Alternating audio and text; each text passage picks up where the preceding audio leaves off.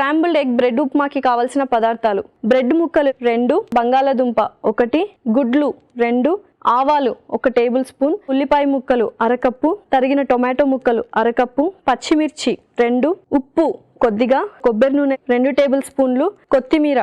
కొద్దిగా, కారం 1 table spoon, మిరియాల పొడి 1 table spoon. Scrambled egg bread upma తయారు చేసుకునే విధానం: ముందుగా ఒక ప్యాన్ లో కొబ్బరి నూనె వేసి వేడయ్యాక గుడ్లు 2 వేసి కారం, ఉప్పు, మిరియాల పొడి వేసి వేయించి పక్కన పెట్టుకోవాలి. అదే ప్యాన్ లో కొద్దిగా కొబ్బరి నూనె వేసి ఆవాలు, పచ్చిమిర్చి, ఉల్లిపాయ ముక్కలు, తగినంత ఉప్పు, టమాటో ముక్కలు, ఉడికించిన బంగాళాదుంప ముక్కలు వేసి కాస్త వేగాక బ్రెడ్ ముక్కలు వేసి పైన నీళ్లు చల్లుకొని కొద్దిసేపు ఉడికాక గుడ్డును కూడా వేసి బాగా కలిపి సర్వింగ్ బౌల్లోకి తీసుకొని కొత్తిమీరతో గార్నిష్ చేసుకుంటే scrambled egg bread upma ready.